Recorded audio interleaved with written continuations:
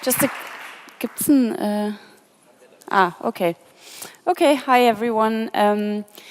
I'm here today to talk about Kenya and actually to talk about, well, to do a new comparison or to just stop doing comparisons because people love to do this comparison about Kenya being the new Berlin, the new Tel Aviv, the new London.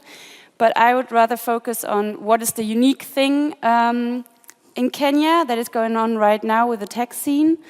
And I would first like to start with the elephant in the room. And the elephant in the room, I guess, is me, because it might be a bit strange that I'm the one, the German lady talking about Kenya, while there are so many great representatives of Kenya here at the Republica. So why is that? The reason is that I went to Kenya end of last year, and I had the chance to talk to a lot of experts and collect all their voices and their opinions. And another thing is that I realized right now all the Kenyans or all the guys from Africa who are here at the Republica, they are actually at the global gathering meeting where they have a board meeting with AfriLab. So unfortunately, there's not even any one of them who can complain of what I'm saying, or who can disagree. As I said, I went to Kenya end of last year to do a research trip for the Vodafone Institute. The Vodafone Institute is a think tank for the global Vodafone group, and their mission is to analyze the potential of mobile technologies and how you can actually use digital and mobile technology to tackle societal problems. And the core topic at the moment is youth empowerment. And something, when you do some research about youth empowerment, something that you come across definitely is entrepreneurship and tech entrepreneurship. And then when you investigate about tech entrepreneurship, something that you can't get away from at the moment is Kenya. So I wanted to go there and understand what is going on at the moment in the Kenyan tech scene. And there's one person that I met and who was really inspiring, and that is Loise. And so now you already know why I have this strange title of my talk. So this is Loise, and Loise, she's 21 years old. She's from Molo Nakuru, which is northwest of Nairobi. And her favorite homepages are Facebook and W3 Schools. Does any one of you know W3 Schools? Ah. So I had no idea. It's a programming page where you can teach yourself how to hack, how to develop, how to program. And Loise is so much into that because she's an Akira chick. And Akira chick is a formation of women in Kenya who want to boost and who want to bring more women into tech because they say there are just too few women.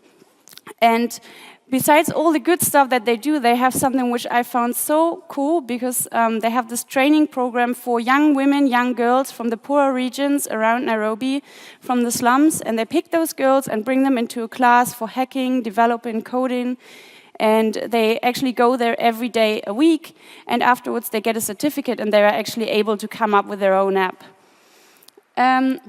So back to Loise. When Loise was asked what she wants to become when she's done with this course, she said she wants to be an entrepreneur and she wants to be the best developer in the world.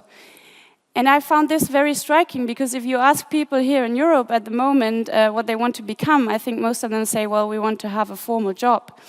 But what you see in Africa right now, or what you have seen there for quite a long time, is that people are very entrepreneurial and they are not fearing to start a business. So this is a chart of the Global Entrepreneurship Monitor, and they ask young people to which extent they believe that the fear of failure would prevent them from starting a business. And there you see that the European Union, more than 46% actually said that they are too scared to start a business, while in sub-Saharan Africa, you have 25% who said that. And of course, this is also because of a lot of people are forced into business. It's because there are no formal jobs, so they have to start a business. But what is changing right now is that with the digitalization and with mobile technology, it's a lot easier for people to come up with a good product which can be distributed easily. So, and what I said earlier that I think Kenya is a very unique case, or even Africa, the tech scene is very unique compared to the Western world. And what is very special in Kenya is the story and how this tech scene actually rised. And something that you can't take out of this story is definitely M-Pesa. Who of you knows M-Pesa? Okay, great. So, well, I'll just explain it very, very quickly. So M-Pesa implemented in 2007, and it allows you to send money to someone, either your friends, your family, but also to buy a product and just send the money via your mobile phone. So you don't need any cash anymore. Today, 1/3 of the population in Kenya has M-Pesa. And it has really changed the life of a lot of people, especially in the rural areas, because before they had to travel long distances to bring the money back home, but now they could just send it via the mobile phone. But what is even more fascinating, or for me, which was crazy to go to Nairobi and see that, is that you just have M-Pesa everywhere. Like wherever you go, I got off the plane, you see M-Pesa. And you want to buy a drink, you see M-Pesa. And you go to a rural area and you see M-Pesa. So M-Pesa is kind of the Späti in Africa, in Kenya, except that you have it everywhere and not just in the capital. And what was even more important about that, or why M-Pesa is such a fascinating case, because it actually convinced the people themselves that there can be a great innovation coming from this country. So in the mindset of Kenyans, they are very proud of this innovation. And also, when you look at the media reactions, so this is just some quotes that I found on Kenya related to M-Pesa. And they said, Kenya has beaten the world, Kenya the pioneer, Kenya the world leader, and even the world's unlikely leader. So all of a sudden, people started to believe that there could be an innovation coming out of this country. And I think this was really crucial for the further emergence of this ecosystem. What then happened was, of course, in 2008, Ushahidi, I guess the people here, they all know Ushahidi, which is now used worldwide, was founded. And then in 2009, there was the undersea cable the first undersea cable brought to Kenya, which brought faster internet and which made internet far more accessible. And then in 2010, of course, the iHub. I hope some of you remember Eric Hirschman's speak from last year, who's actually the founder of the iHub. And this iHub really became the center of innovation in Kenya. So the whole ecosystem was somehow boosted by founding this place. So if you go to Kenya, you can go to the iHub and you just see everyone you need to see to understand the tech scene. And this is an article from last year, November, and I guess, I don't know how many Germans are here, but I guess most of you know Der Spiegel, and I think what's important to note is that now people are getting interested in the tech scene that is happening there. They are interested in the current developments, and as soon as something is in the Spiegel, I would say this is definitely mainstream, so people are getting crazy about this great story. But at the same time, on the one hand, I think this is important, and it helps people like Loise, the girl who wants to become an entrepreneur, to get better support, to get better funding, to have the government to do better legislation to support her. But at the same time, well, I think we should also ask ourselves, why are there are always these comparisons with Silicon Savannah, and you always have this Maasai with a mobile phone. I mean, you don't go to the iHub and see a Maasai with a mobile phone, I can swear that. And there's also, I think it is important to start questioning, why do we always need to compare it to those other places? Because from my perspective, or what I've seen there, I think it's very unique as such, and it doesn't need to be a copy of Silicon Valley. It can just be Nairobi or whichever other tech hub in Africa rises right now. And it doesn't need to be like Silicon Valley. Because what is also different to maybe Silicon Valley and Berlin and Tel Aviv, if you look at those places, people come up with very commercial apps. They come up with entertainment apps, gaming, and so on. But if you look at innovation which is coming right now from Africa, and those are some examples from Kenya as well, it's M-Corpa, for example, where you can get energy on demand. So you have the solar panel and you have like an M-Pesa generator in your house, and you can just get energy on demand. You have M-Farm, which sends information to farmers. And you have Inisa that brings education on your basic phone. So what you see here is that all those innovations, what they have in common is that they really solve a problem and that they really address a need. And I don't want to romanticize that, because I'm very aware of the fact that there are more problems, and necessity is the mother of invention somehow, so that people probably therefore have to come up with new solutions, while here maybe other things are better in place. But I think it is very notable because they come up with new ways of solving problems. And some of those problems are also existent here, but somehow we can't come up with new ways because infrastructure is so much in place. So this is why I think it's interesting to look at Africa and to look at how they are solving problems and what we can learn from them. And there are even academics who put that in formal concepts like reverse innovation, frugal innovation, all these terms, which now understand that we somehow can learn from Africa, of course. And that this is possible has been proven 2 months ago, because now Vodafone actually launched M-Pesa in Romania, and it will be launched in other countries in Europe as well. So this is the proof that this is working. But then the other thing, I now talked again about M-Pesa, and what I now want to do is stop talking about M-Pesa, because talking to the guys in Kenya, you realize that somehow everybody is getting a bit annoyed by this whole M-Pesa story, because it's sort of hunting them, because everybody now says, oh wow, there was this great invention, where is the next? But to understand the specific ecosystem over there, you have to understand that M-Pesa was a very special case and a very unique case, because M-Pesa was implemented by a very big player in the market. So Safaricom back then had a market share of 85%, which is incredible. It was the biggest company in Kenya, and it enjoyed huge trust among the population.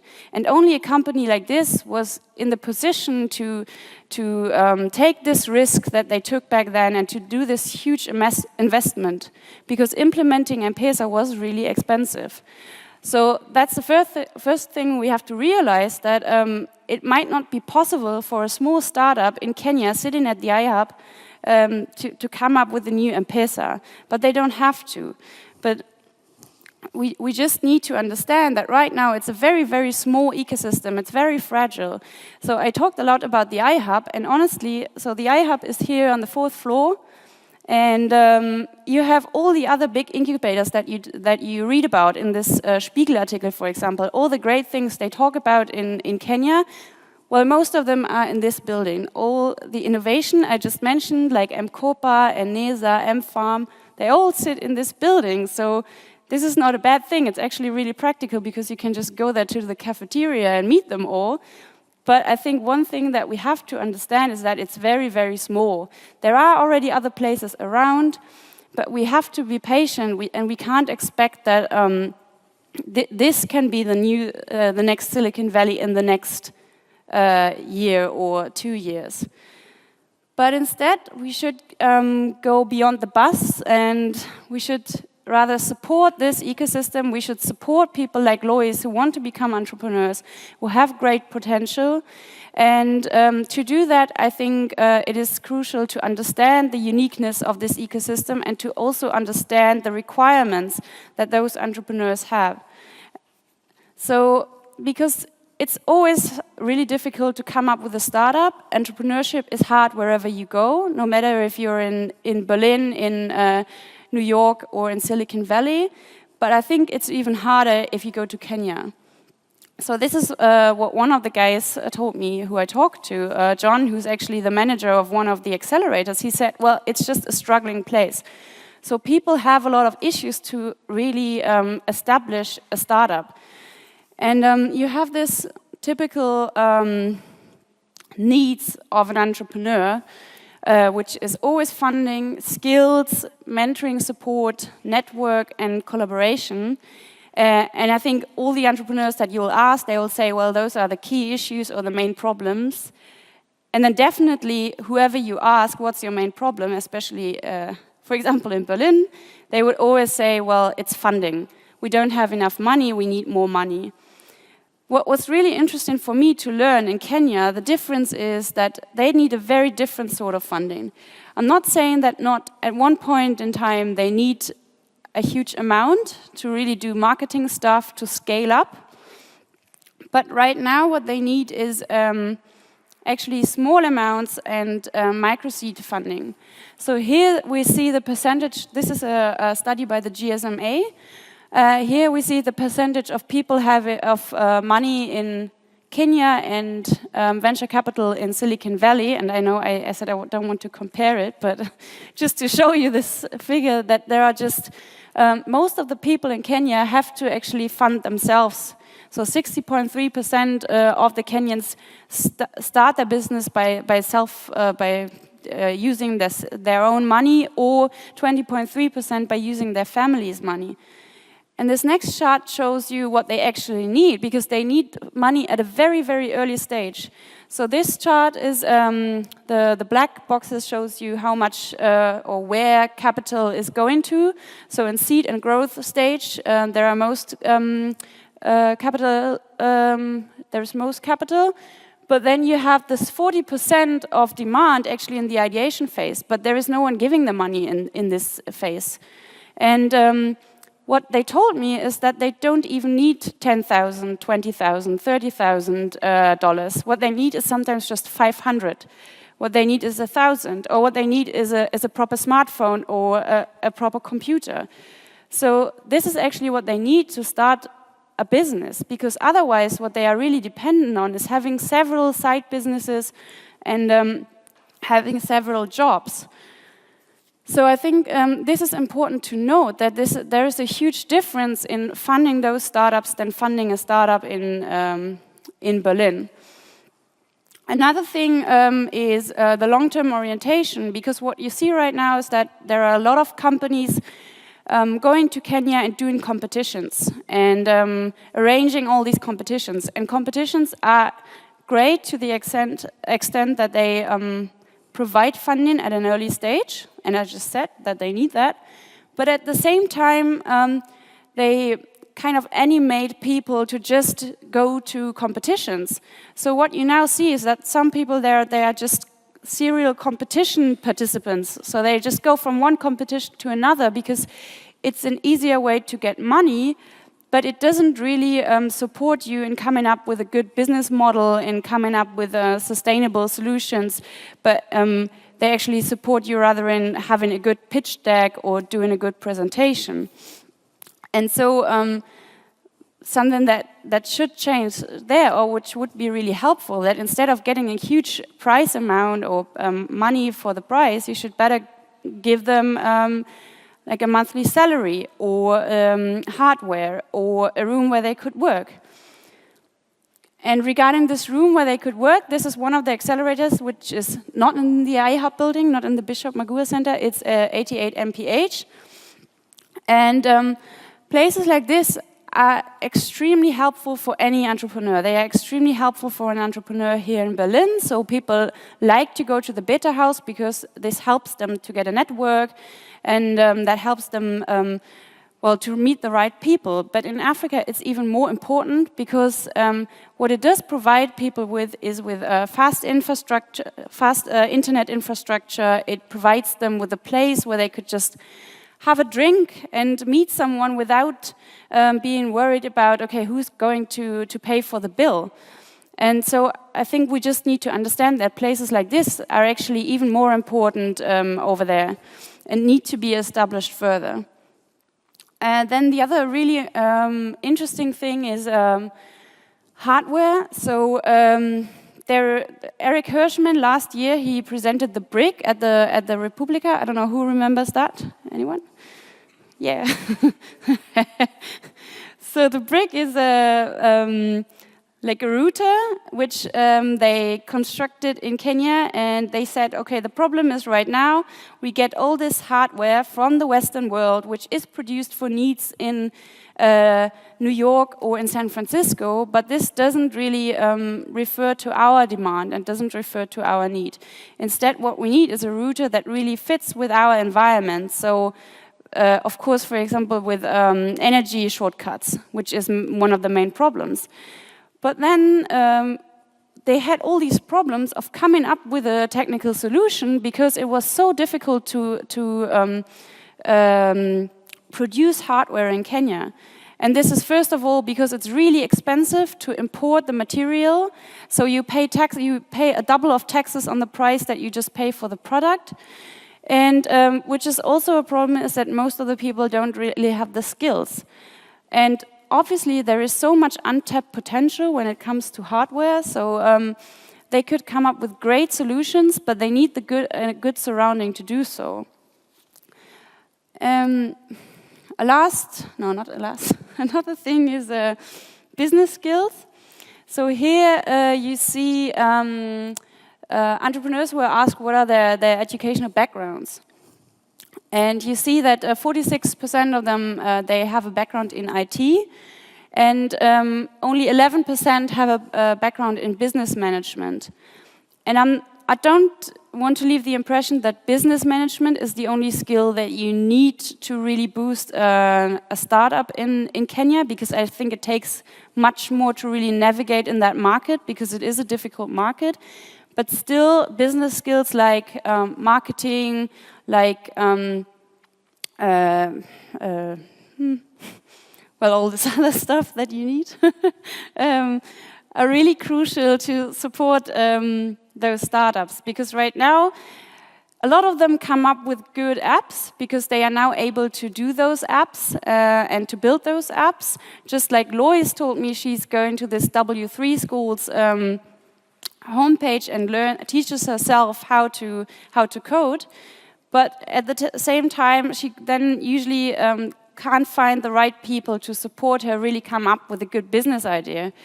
So, and right now there are a lot of expats in Nairobi who are involved in those teams, and they come from schools in the US, for example, or in Europe, and they bring their skills, and those startups usually are very successful. But I think on the long run, of course, this shouldn't be the option. It's a good, nice thing to have, that you have these multicultural teams, and I think that's nice, but it shouldn't be like it's a must that you have someone like this on your team so to have a successful venture. Another thing is that where there's a real lack is in terms of supporting the talent. And here I take an example of out of America, because I think this is interesting for any sort of startup environment. What they do is that they take people who just come out of high school, they put them into a startup for 2 years, and then of course they hope that afterwards they'll come up with a startup themselves. And programs like this for people in Kenya or in these fragile ecosystems would be really helpful to provide them with the relevant knowledge that they need. But it's not only programs like this, it's also just internships, so that it's easier for them to do an internship abroad. I just talked to the guys who are here now for the global gathering, and it's still so hard for them to get a visa. So things like this have to be made easier, because they bring a lot of great skills, and what they do can be really inspiring also for a startup here in Berlin, of course. So this is why I'm saying it also needs more exchange programs. So this is an exchange program between Germany, Tunisia, and Egypt, where people actually come together and work on their startups together. And things like this could be also implemented for African countries. And then, of course, the future of virtual collaboration. Because what I realized, I talked to guys and I said, well, our biggest problem is that we can't find designers. And I bet there is a place in the world where there are a lot of designers, but they have lack in something else. So more sort of collaboration, exchange would be really helpful here to support those teams, but also to support other teams here. So I want to stress that. I don't think it's all about supporting, helping the Kenyan tech scene, but this is also definitely added value for our ecosystem. And then, of course, conferences like this one, like Republica, where they bring a lot of people together, where there is a lot of exchange. But for all this kind of stuff, people need traveling funds, because there are nice conferences around Africa as well, but it's just really expensive for them to travel. So here it would be really NGOs, development organizations, who should support this by giving travel funds. And yes, coming back to Loise. So she's actually looking for an internship.